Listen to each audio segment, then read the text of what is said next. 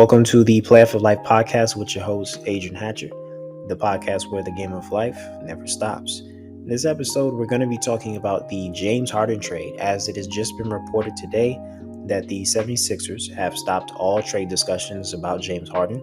So we're going to dive into it and see what we can unpack about James Harden, the future of the Philadelphia 76ers, and also where the NBA can go from here with the start of the season coming in the next few months.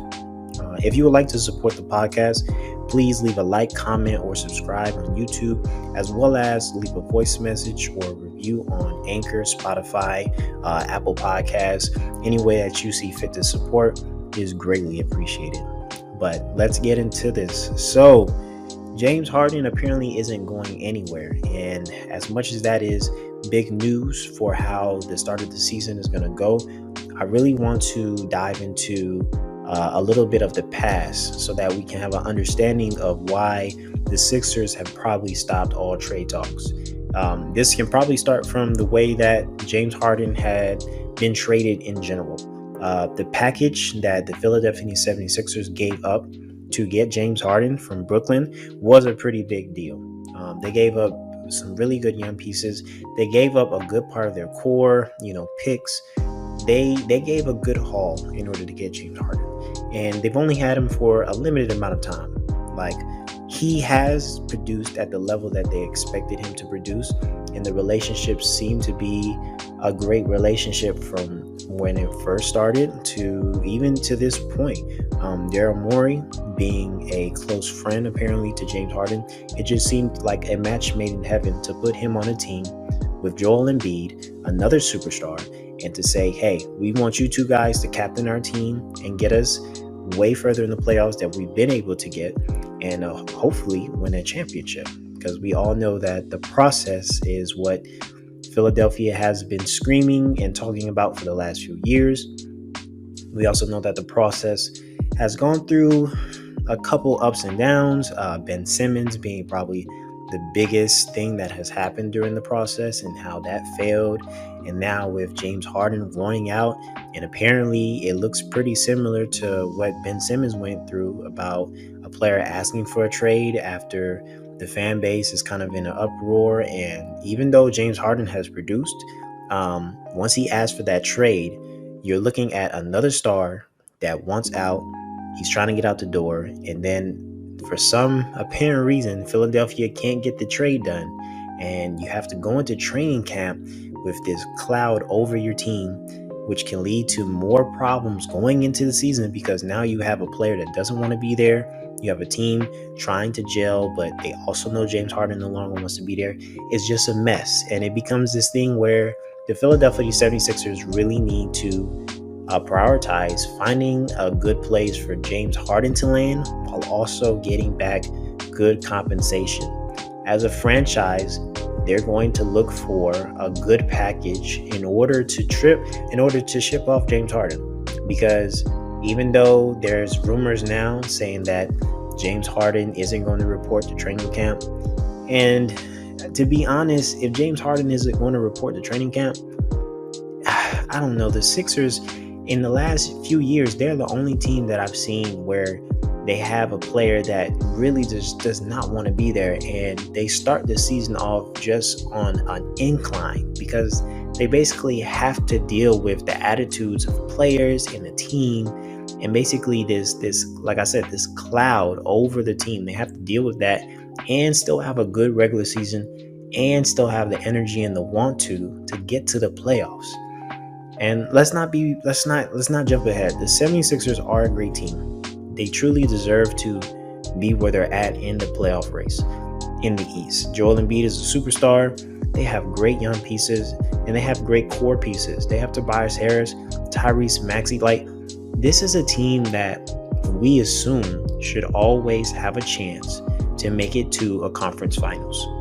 And we haven't seen them get past that point, whether it's a team like the Boston Celtics or the Miami Heat. These are teams that have cores that have shined in the playoffs, where role players have shined, superstars have shined, and everything has gelled right for that team to get past the point where they no longer question whether or not they have the ability to get to the finals.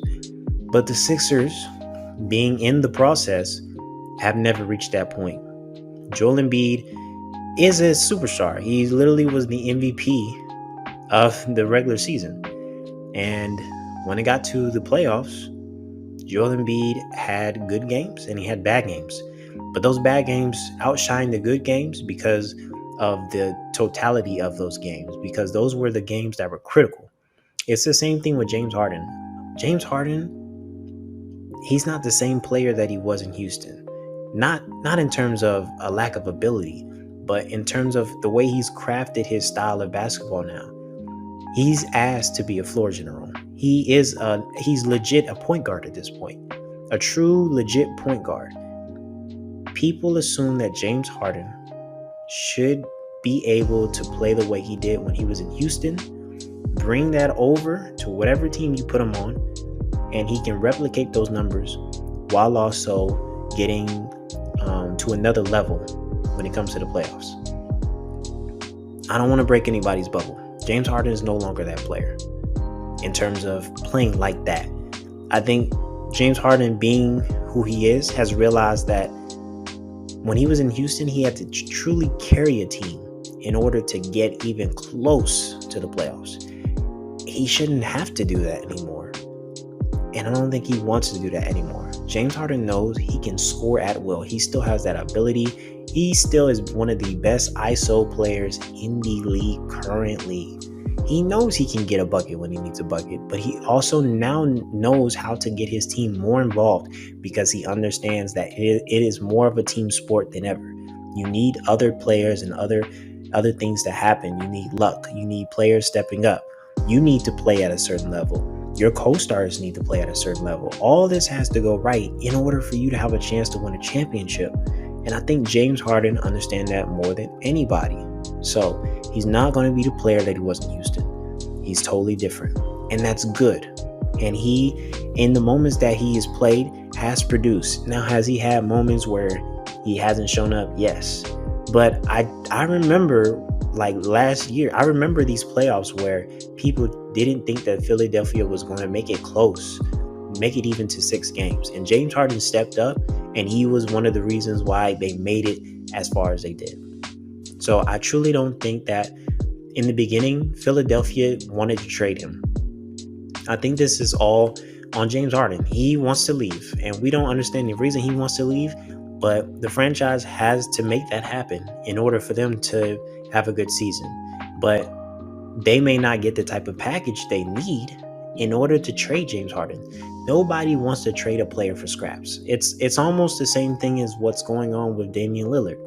The Portland Trailblazers are looking at the Damian Lillard trade and they're like, well, we're going to trade our franchise player. And yeah, he wants to go to this particular team. But you know what? This team doesn't have enough pieces that is going to show that is showing us that it has enough value for us to trade Damian Lillard.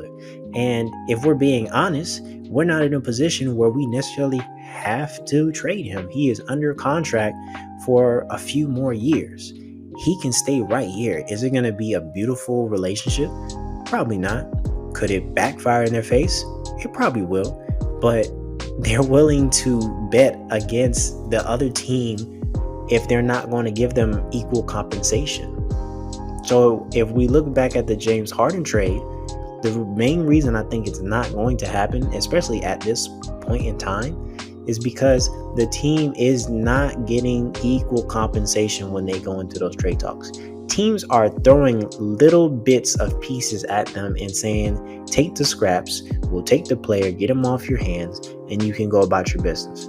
These teams are not going for it. No one is trying to get swindled in today's NBA. Fans are not going to let franchises get swindled in today's NBA. They know a good deal when they see it. So as much as James Harden talks have went sideways, and now, like I said, he's not expected to be at training camp, it's probably just going to get worse until they find some way and some team that truly feels like James Harden can get them to the next level.